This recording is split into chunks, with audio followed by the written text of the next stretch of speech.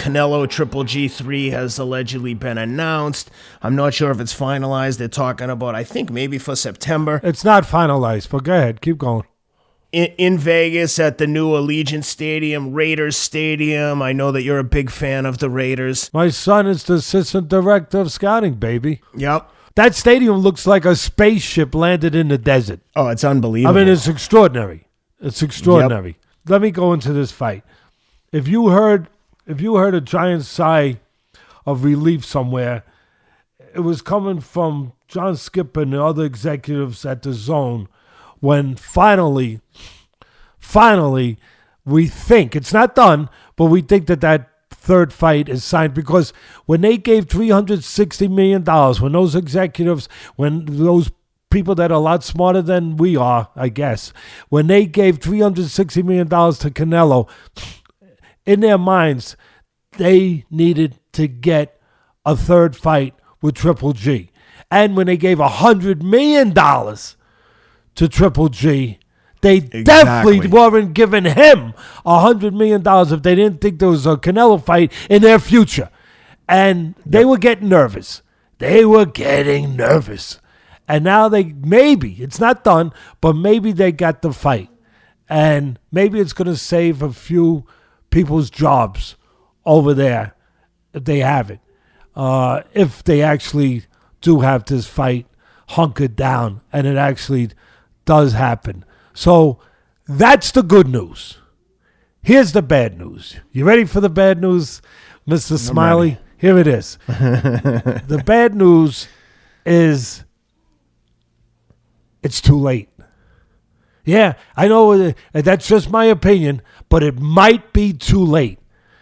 If you haven't noticed, time has passed. People have moved on. I don't know that interest is there anymore for that fight. If you haven't noticed, in the Derevchenko fight, Triple G's last fight, a fight that, quite honestly, and I love Triple G, but quite honestly, I tell the truth of what I think.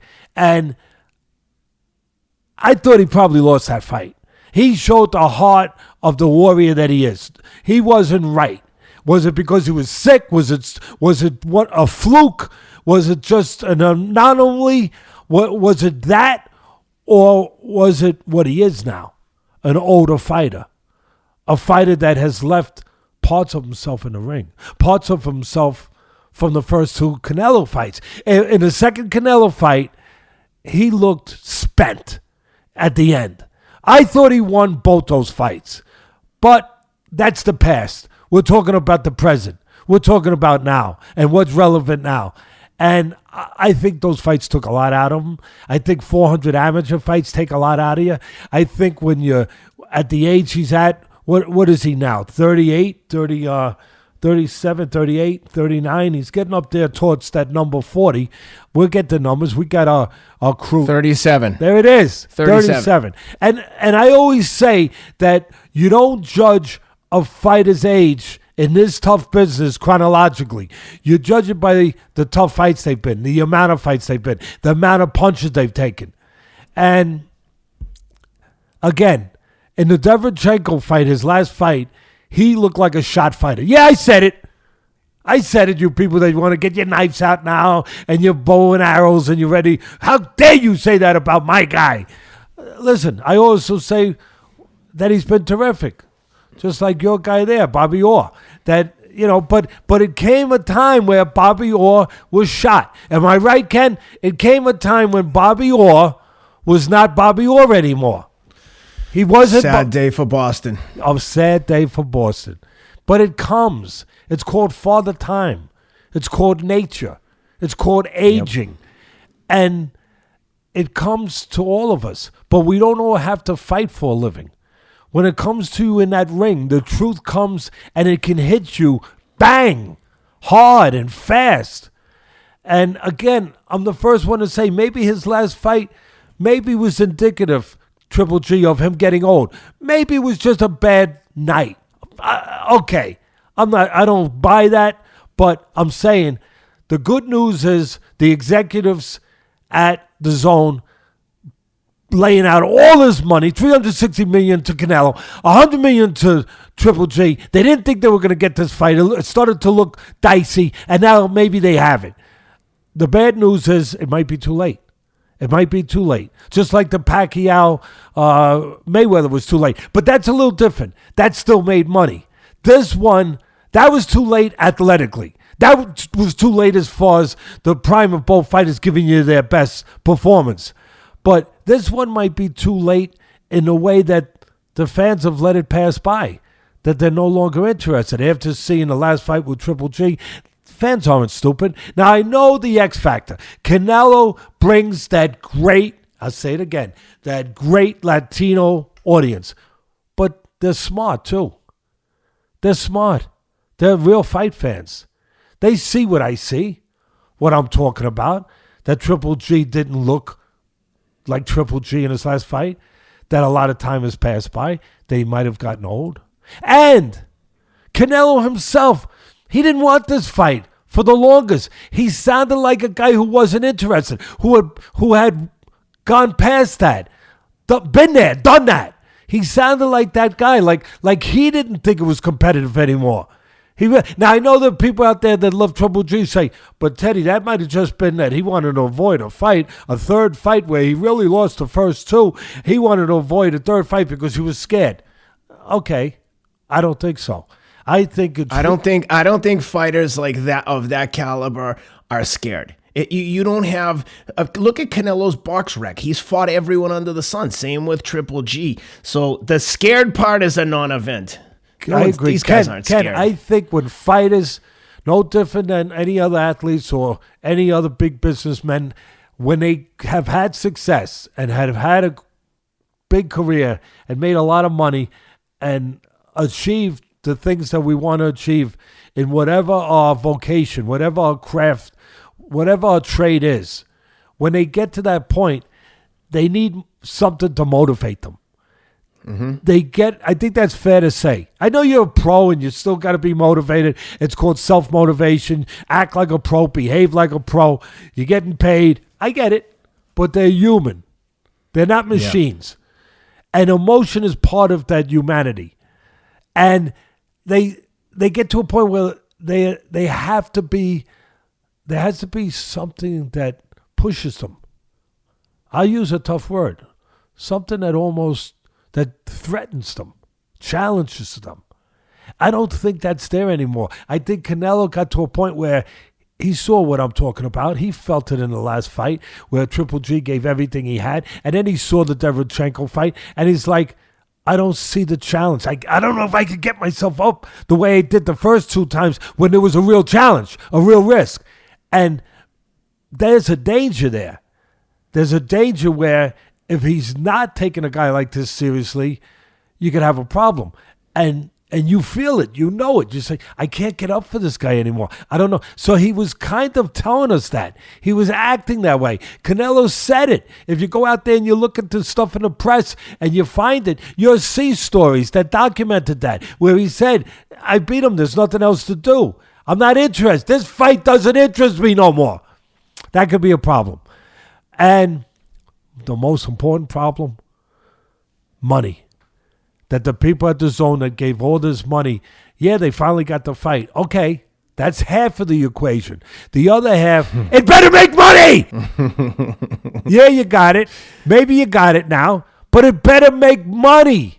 The one thing that I like about the one argument that I would make on behalf of Triple G, and something that you've spoken about in the past extensively, is the most dangerous thing in the world can be an experienced former champion where any one night, and we saw that with Inoue and Nonito Donaire, where everyone had Inoue just winning by like death, by murder, and Donaire was there till the end and gave him probably the toughest fight he's ever had of his life.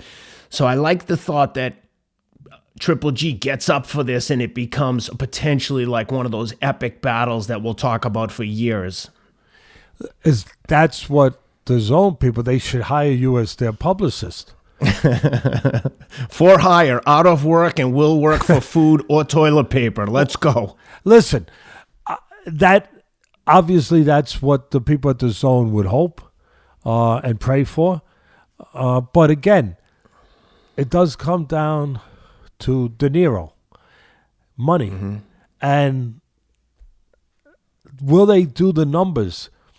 Now, the good news, I guess, is that it's on their subscription, on their app. So it's not like they have to go out there and do pay-per-view to get the money, the way that they did for Fury Wilder, because it's on the Zone app.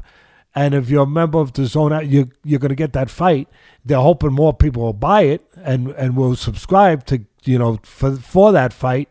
That's the thing. But at least they don't have to worry about people paying $100, because I don't think they would pay $100. I'll say that again. I don't think they would pay $100. But I don't know if they're going to subscribe in the numbers that they need to subscribe to make this what it needs to be, to make all the money they put out there make sense from a business point of view. I don't know if it can do that. Yeah, they got it, but just like the Fury Wilder fight that did not do the numbers they expected to do, will Canelo, number 3 with Triple G, will it? That's the $64,000 question. Will it do the numbers? Well, we'll leave it there on that one. Curious to see what happens. I mean, first thing we got to do is get through this Corona quarantine together. And let me add one thing to it. Can I add one thing to it? Yeah, go ahead. Having said the deterioration of Triple G, right? Yeah. On the other hand, Canelo has gotten better. He looked tremendous. He looked tremendous in his last fight when he moved up to light heavyweight, knocking out Kovalev. Matter of fact, if you went off that fight, I'm not saying that I'll touch on it a little bit, breaking it down a little bit. But if you went off of that fight and you went off of the last fight with Triple G, which we know you can't always do, but if you did, you ready? Again, sharpen those arrows, guys. Canelo knocks out Triple G late in this fight, in the trilogy. But I'm not saying you could go off. But if you went off that, if you went off the way Canelo looked and the way Triple G, yeah.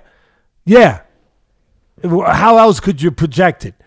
But another thing that is a big part of this is, as much as you saw the deterioration of Triple G that I'm talking about, you see Canelo, and I've said it before, has gotten better. That's the one thing. And I think it's got a lot to do. He had the better trainer. I think that the trainer for Triple G at that time, he's got a new trainer now. Now he's got Jonathan Banks. But before that, he had Abel Sanchez. And he wasn't getting better. I mean, he was beating guys because he was tougher, he was stronger, he was bigger than a lot of them. When he was fighting on HBO regular, he was fighting a lot of the older European junior middleweights that were already in their mid-30s, that had already lost at that top level, and he was fighting them, and he was doing what he was supposed to do. He was building up a hell of a reputation and a record and a bank account. He was knocking them out. But then when he fought Danny Jacobs and he started fighting the legitimate middleweights, it was a little different. That's fair. It was a little different. But I never saw a technical improvement. No sophistication. Still the tough, determined guy, okay. But not the other part. And Canelo, I saw the other part. He was getting better. And for me, it's a matter of the mental part for Canelo. Does he overlook? Oh my God, did I say that? You never thought how could you think that I could say such a thing a year ago, 2 years ago? I could never. He was the underdog, but this time he would be the favorite, no doubt. He would be the favorite. And it would be a matter of, again, it's extraordinary that I'm even saying this. Canelo could overlook Triple G. Oh my God. When he fought him the first time, it was like, are they leading their golden goose to slaughter? Is Golden Boy leading that? But they were smart. They waited till Triple G got a little older before they made the fight. They were smart. But still, you were worried. He's moving up in weight. He's fighting a Triple G, middleweight. Can are they making a mistake? Is he going to get eaten up and chewed and spit out? And I thought he lost the first fight. They gave it a draw. Then I thought he lost the second fight. It was closer. But again, they gave the win to Canelo. But the thing is, he could compete. People didn't know if he could compete. They weren't sure if he could compete with Triple G. It's extraordinary that now I'm saying that the thing that going into that fight, if it happens, that Canelo would have to be most concerned about is that he doesn't overlook the guy. Isn't that amazing, Ken? Really? Yep. You talk about a turnaround. You talk about a complete reversal, that now you'd have to be worried that he's not overconfident. That's how much things have changed.